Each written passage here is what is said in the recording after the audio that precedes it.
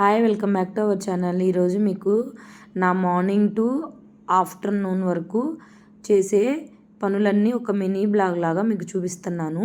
Morning లెగవగానే hot water పెట్టేసుకొని hot water తాగుతాను. ఆ తర్వాత దోసపిండి కలుపుకొని, దోసపిండి కొంచెం ఉందని ఉప్మా చేశాను.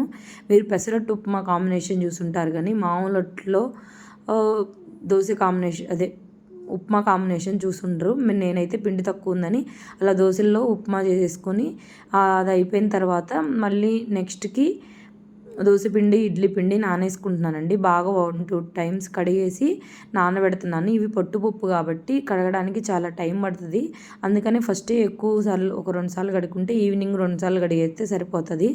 ఆ తర్వాత నేను ఇల్లంతా క్లీన్ చేసేసుకొని, ఏమన్నా గిన్నెలున్నా అలా బెడ్షీట్ అన్నీ ఇది చేసేసుకొని ఊడ్చుకొని తుడుచుకొని అన్నీ అయిపోయిన తర్వాత నేను అన్నంలోకి పప్పు, పాలకూర పప్పు అండ్ వంకాయ ఫ్రై చేసుకొని రైస్ అయితే వండుకున్నానండి. తర్వాత అవన్నీ అయిపోయిన తర్వాత ఆఫ్టర్నూన్ అందరం లంచ్ అయిపోయిన తర్వాత గిన్నెలన్నీ అయితే క్లీన్ చేసేసుకున్నాను.